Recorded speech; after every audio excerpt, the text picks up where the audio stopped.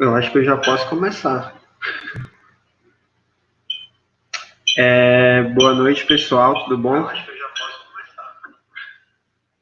É bem estranho isso aqui, eu ainda não estou acostumado, mas vim aqui falar um pouquinho sobre oportunidades e tendências para startups na Amazônia.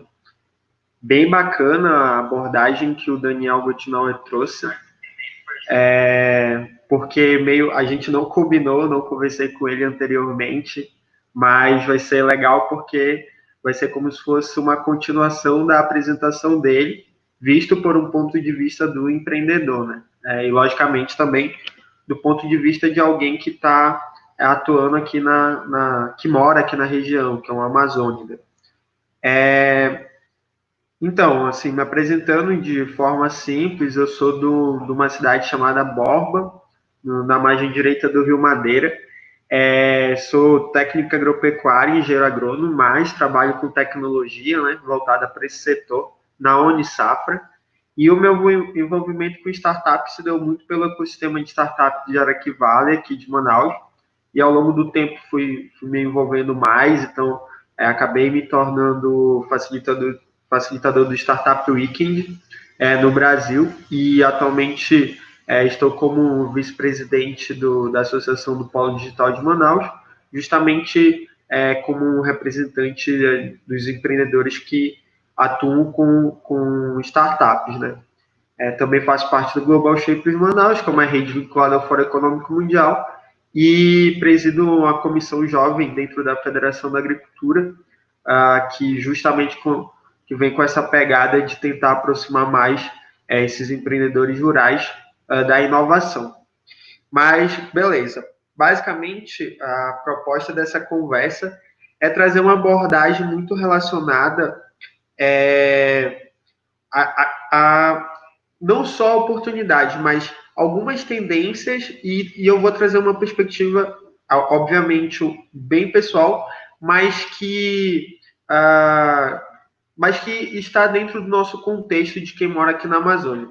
Aqui na Amazônia, para a gente falar de oportunidades, a gente tem que falar primeiro dos desafios, né? Dos problemas que existem em meio às possíveis oportunidades que a gente quer explorar.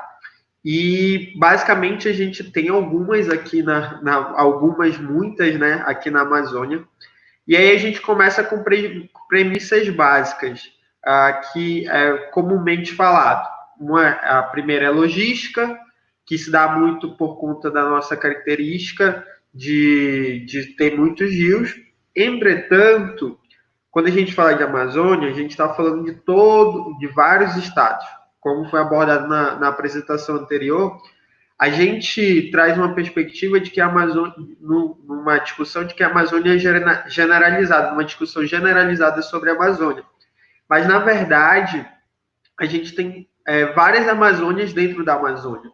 Então, a gente tem a Amazônia no Amazonas, que tem basicamente mais de 90% da sua floresta em pé, e existem Amazônias em outras regiões, no sul da Amazônia, que sofre uma pressão ambiental mais forte, no próprio sul do Amazonas, que a gente tem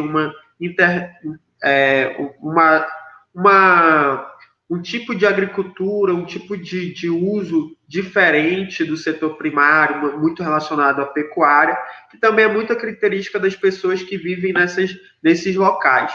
Então, a gente tem a Amazônia, de amazônidas que vivem há várias gerações aqui na região, e tem a Amazônia de pessoas que estão há 3 gerações. E isso é muito importante a gente entender, porque a partir do momento que a gente consegue entender isso, a gente parte do princípio de como que as pessoas pensam economicamente o desenvolvimento, economicamente, socialmente, o desenvolvimento da onde a gente vive.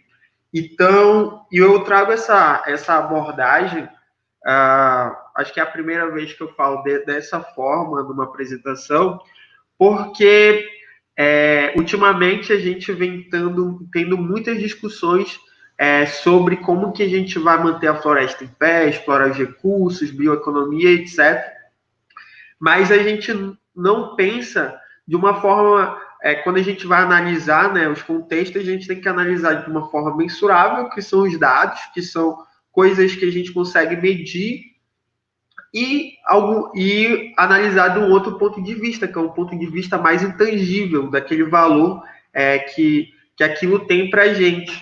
E aqui na Amazônia, um outro problema que a gente tem é que quando a gente fala de bioeconomia, né, todas as cadeias produtivas, a maioria delas não são o que a gente diz, falando um pouquinho como agrônomo, estruturadas. O que isso significa? Por exemplo, hoje a gente tem um açaí. O açaí ele ganhou o mundo, é muito consumido no Brasil, fora do Brasil, só que a gente já tem uma cadeia produtiva estruturada. Então, hoje, quando a gente analisa friamente, o que a gente faz? A gente derruba árvores para plantar açaí. Apesar de ser uma planta nativa, às vezes a gente tem floresta de açaí. Então, a gente tem uma cadeia produtiva estruturada de um produto nativo da Amazônia. O quanto isso é sustentável ou não, eu não vou entrar nesse mérito agora. Mas, ao mesmo tempo, a gente tem outras cadeias produtivas, que são cadeias produtivas que a maioria são plantas semi-domesticadas ou não domesticadas. São pessoas que vivem do extrativismo. E aí a gente entra nesses contextos de discussões e problemáticas em torno de todo desse ambiente. Então, a gente já falou de infraestrutura, de logística relacionado a rios, mas também a outras regiões do estado que tem estradas. A gente está falando de cadeias produtivas relacionadas à floresta e aos rios também, e muito baseado numa vertente da discussão de bioeconomia que está relacionado a falar aqui que está dando retorno. Eu vou tentar tirar o fone e vamos ver se melhora. Vocês comentem aí. Eu estou no YouTube aqui, mas está no silencioso. Eu não sei se vocês conseguiriam comentar aí para ver se está dando retorno, mas eu vou ir continuando. Qualquer coisa eu altero aqui. Beleza? Enfim. Beleza, o Lucas Simões falou que tá ok. Beleza, eu vou continuar aqui. Enfim, e aí tem a vertente da bioeconomia que fala que trata desses assuntos em uso da matéria-prima como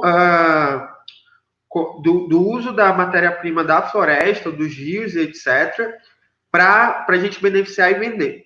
Só que existem outras vertentes também da bioeconomia que trata a natureza como um estudo e não como um insumo. Não sei se vocês conseguem me entender. E isso acaba sendo... a gente, quando a gente vai discutir isso, a gente tem que determinar muito bem esses conceitos para ver qual é a base que a gente está discutindo. Porque isso diferencia muito do que a gente vai propor de soluções, da vertente da discussão que a gente vai estar abordando. Beleza. Existem outras questões também na Amazônia. A gente tem as Amazônias urbanizadas. E isso significa que a gente tem que entender esse contexto. No Amazonas, por exemplo, um pouco mais da metade da população vive em Manaus. Então, a gente criou-se uma capital-estado, onde concentra muitos recursos, mais de 70% do PIB, e os interior, né, do estado acabam sendo descapitalizados.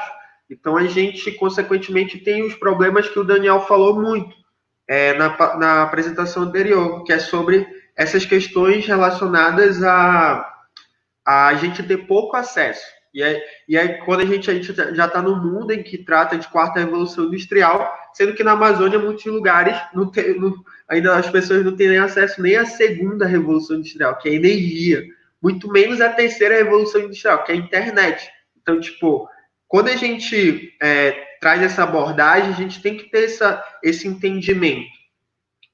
E aí, seguindo isso, a gente vem para umas outras problemáticas que estão relacionadas à infraestrutura. E são infraestruturas que, tanto nos centros urbanos, que está muito relacionado a como a gente se transporta aqui, quanto no interior. Então, esses contextos, eles norteiam ao que a gente pensa sobre desenvolvimento de negócios. E a abordagem que eu venho trazendo aqui são oportunidades para startups. E quando tu pensa em desenvolver uma startup na Amazônia, tu tem que pensar em todos esses problemas, que é falta de acesso à energia, falta de acesso a coisas básicas, a internet, a telefone celular, a sinal de telefone. E a gente tem que entender isso para a gente, porque quando eu falo de startup, eu estou falando de negócios escaláveis. Não necessariamente nessa apresentação eu estou abordando outros tipos de negócio que a gente pode estar explorando aqui na Amazônia, mas o foco aqui é startups. E essas startups, elas podem tanto utilizar esses problemas para criar soluções, ou então simplesmente ignorar tudo isso. Elas estão no centro, a maioria estão nos centros urbanos e criar soluções para problemas a níveis mundiais. Ou criar soluções que resolvam problemas locais e adaptar isso para resolver problemas de outras regiões e de outros países. Então, essas são as abordagens que a gente pode estar trazendo. Mas beleza, Macaulay, muito bonitinho o que tu está falando, muito legal. Mas e aí, o que tu fez? O que tu já fez para trazer isso? Qual é a tua experiência? Aí, nesse sentido, eu não vou falar da história da Unisafra, mas eu vou trazer mais ou menos alguns princípios que nortearam ao que a gente, como a gente chegou até aqui. Quando a gente pensou em resolver o problema de conectar os produtores com os consumidores, sejam ele consumidor final ou empresas, a minha visão, como eu era mais da área, né, o meu time é de outros setores, a minha visão estava muito relacionada a ajudar o fornecedor do alimento, o produtor do alimento. E aí a gente se debruçou, lançou várias versões do nosso site, lançou várias versões da nossa solução para a gente chegar até onde a gente está hoje. Só que quando a gente fez isso, o que aconteceu? Eu ignorava alguns dados, e alguns dados estavam, tipo assim, por exemplo, eu sei que a maior parte da população rural não tem acesso nem à energia nem à internet. O que eu fiz junto com o nosso time? O que a gente fez? A gente criou uma tecnologia em que facilitava a conexão com o consumidor, lançou umas primeiras versões, essa é uma versão que vocês estão vendo aí na tela, ela é muito feia, né? Mas está tudo bem, é a primeira versão do nosso site, uma das primeiras versões do nosso site, a gente teve outras versões bem piores. Mas o que acontece? Quando a gente lançou, os consumidores eles tinham acesso à plataforma, usavam a ferramenta para fazer as compras dos produtos. Já os agricultores não. Mas por quê? Porque eles não tinham acesso à internet, nem tinham a adaptação a usar aquilo. No início, o que a gente fazia? Apesar de a gente ter construído uma solução em que o fornecedor tinha todo o acesso, todo o background, todo um dashboard para controlar a produção dele, etc., a gente se comunicava com os caras por SMS. Então, qual foi a estratégia que a gente utilizou? A gente falou, a gente vai desenvolver uma tecnologia, mas na verdade a tecnologia ela é o meio, ela não é o fim. Então, ela vai ser utilizada para ajudar esses caras, só que, infelizmente, eles não vão usar ela diretamente, apesar de se beneficiarem diretamente. Então, foi essa premissa que a gente adotou. Só que, o que acontece? Quando a gente lançou, a gente pensava muito do lado do ponto de vista do agricultor. E aí a gente resolveu o problema dele. Só que do lado do consumidor, não. Por quê? Porque no Amazonas, principalmente, que é onde a gente está sediado em Manaus, mais de 80% do que a gente consome aqui dos itens básicos que chegam na nossa mesa, né, na nossa cozinha, vem de fora do estado. Então, eu tinha construído uma solução para ajudar os agricultores, só que ela não era do ponto de vista do consumidor ideal. Por quê? Porque eles compravam com a gente e ainda tinham que fazer compra em supermercado. E isso a gente foi ignorando, isso a gente foi recebendo várias perguntas, vários feedbacks, e a gente batia o pé, não, vamos trabalhar só com agricultor, só com agricultor. Até que chegou o ponto que a gente não conseguia, avançar em nada, e pensou, não, a gente vai ter que entender isso e começar a trazer uma abordagem para o consumidor final. E aí a gente começou Hoje a gente é uma plataforma, né, que cria feiras online, que é de agricultores, feirantes ou empreendimentos de hortifruti urbanos, trabalhando com tanto produtos regionais quanto não. Só que quando a gente entendeu isso, que apesar de a gente ser uma startup local para resolver problema local, a gente também poderia resolver problemas de outros estados. Mas só a partir do momento que eu entendi, que a gente entendeu que a gente poderia explorar o mesmo modelo de negócio em outros tipos de cadeias produtivas. E foi quando a gente começou a fazer testes em outras regiões, até chegar ao ponto de criar o mundo Unisafra, né? E aí esse mundo Unisafra é um mundo feliz, um mundo onde todo mundo sabe de onde vem seus alimentos, mas enfim, aonde eu quero chegar com isso? Que apesar de a gente desenvolver uma tecnologia, até hoje, quando a gente trabalha com agricultores do estado do Amazonas, esses caras não utilizam nossa ferramenta diretamente, eles utilizam de forma indireta. Lógico que quando a gente olha para o background do negócio, a gente tem que levar em consideração esses custos de suporte. Então, tudo isso chega na nossa planilha. E a gente tem que entender, tipo, o custo de aquisição desses caras, ele é um pouco diferente, a abordagem, a gente não pode ficar simplesmente pensando em anunciar no Facebook, a gente utiliza estratégias diferentes, por exemplo, de um iFood da vida, que para captar restaurante tem as suas estratégias digitais, tem suas estratégias físicas, mas a gente, por exemplo, utiliza outros mecanismos para estar captando esses caras. Ao mesmo tempo que, para o lado do consumidor, as estratégias acabam podendo ser as mesmas, entendeu? E, de certa forma, o meu tempo tem um torno de 10 minutos, enfim, de certa forma, o que eu quis trazer com isso? É que, na verdade, quando a gente pensa no desenvolvimento de negócios aqui, a gente acaba,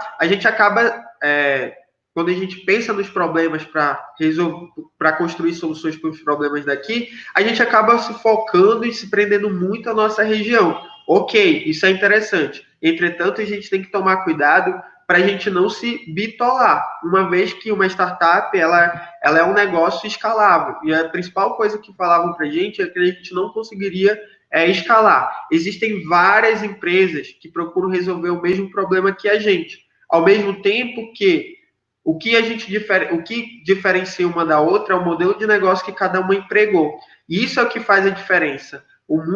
Esse novo mundo ele está mais relacionado não só à tecnologia, mas também como que a gente pensa nos modelos de negócio. Talvez seja até mais importante que a tecnologia que está empregada por trás. Mas, ok, o que acontece? A gente tem as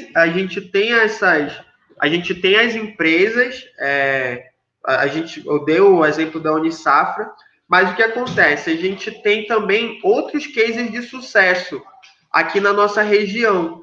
E esses outros cases, eles estão muito relacionados a problemas das regiões, mas também outros não. Eu trouxe aqui um exemplo da Navegan, que eu acompanho eles há um tempo também, e eles basicamente iniciaram para resolver o problema de venda de tickets de passagens de barco. Só que o que aconteceu? Eles foram evoluindo e foram entendendo, e hoje eles já têm, por exemplo, soluções para logísticas urbana. E eles faturam tanto quanto o das outras regiões. Então, isso significa que quando a gente estrutura essas soluções para o que a gente tem de problema aqui, a gente pode tentar adaptar a mesma tecnologia que a gente criou para outras questões, para outros problemas, sejam eles rurais ou sejam eles urbanos. Então, a gente pode trazer várias, a gente tem em várias regiões. A gente tem uma de Rondônia que trabalha com emissão de nota fiscal, temos a Trocados, que é uma startup local que atua com pessoas desbancarizadas, que eles iniciaram apenas para resolver problemas de troco, e estão observando um novo mundo aí, um novo mundo a ser explorado. E nessa visão que a gente acaba trazendo aqui para a Amazônia, muitas pessoas acabam focando muito só em só nos problemas de acesso. Só que, na verdade, a gente pode construir tecnologias para facilitar o acesso dessas pessoas, mesmo que os acessos básicos que elas têm hoje acabam sendo insuficientes. Só que se a gente for pensar por essa premissa, a gente acaba ignorando, o mundo está correndo. O que a gente tem que fazer? Em algum momento, essas pessoas vão ter que ter acesso. Então, é mais fácil a gente criar as soluções e em paralelo, pensar em como essas pessoas têm acesso, do que simplesmente ignorar esses fatos. O meu tempo está acabando, não sei se as pessoas, se alguém tem pergunta aí para fazer. Se tiverem, aproveitem o momento para colocarem suas perguntas, mas basicamente é isso. Então, para finalizar, eu trago essa abordagem pensando em construir soluções escaláveis baseado nos problemas que a gente tem aqui na região. Isso não significa que quem mora aqui não possa criar soluções que não necessariamente resolvam diretamente os maiores problemas que a gente tem na região amazônica. E tá tudo bem, é uma escolha nossa como empreendedor, mas a gente tem bastante oportunidade baseadas em várias vertentes de discussões. A própria Unisafra hoje, pensando em todas as cadeias que a gente vem observando, se juntou a outra startup e está construindo uma outra solução muito voltada para a questão de rastreabilidade.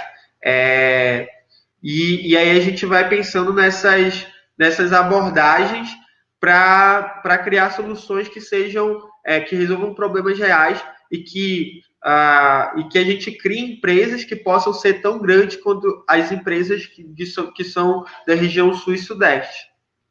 Não sei se o Lucas tem, não sei como é que funciona esse lance das perguntas, mas enfim, é isso. Por enquanto está sem nenhuma pergunta. Eu acho que eu ainda tenho tempo. Então, aproveitando o momento, acho que eu tenho alguns minutos, aproveitando a oportunidade, sigam aí nas redes sociais, Macaulay Souza. Podem, aproveitem também, comecem existem alguns canais aqui, os canais de comunicação das comunidades que a gente tem na nossa região, os Instagrams, o pessoal tá começando a fazer muito evento online. Em Manaus, basicamente, a gente tem um podcast bem legal, que é o Manaus Digital, que eu acho que eles fazem várias entrevistas com vários empreendedores de várias áreas, e aí a gente consegue compreender um pouco mais toda essa toda essa questão aí do ecossistema. Eu estou vendo o YouTube aqui, eu não vou mentir, e agora que eu entendi. Cadê o voucher de desconto para os campuseiros? Ó, o voucher de desconto para os campuseiros. Podem, acho que tem um que chama Amazônia, podem usar aí na Unisafra, mas se não tiver, podem mandar um direct no Instagram da Unisafra, diz que vocês assistiram a palestra do Macaulay na Campus Party, que o pessoal vai dar um cupom de desconto aí para vocês, beleza? Eu acho que já passou os 3 minutos. Vitor também falou sobre a Unisafra. Vitor Almeida. Não entendi. Não entendi. Vitor Almeida também falou. Ah, tá. Acho que um outro palestrante também falou sobre a Unisafra, né? Legal. Mais merchandising pra gente. Mas enfim, galera, eu trouxe essa abordagem que é um pouco diferente, né? Do que eu venho falando. Mas a gente pode desencadear. Eu trouxe uma forma muito mais genérica. A gente poderia ser muito mais específicos e muito mais técnicos. Mas eu acho que o panorama geral acho que foi bem bacana para esse curto espaço de tempo. Beleza?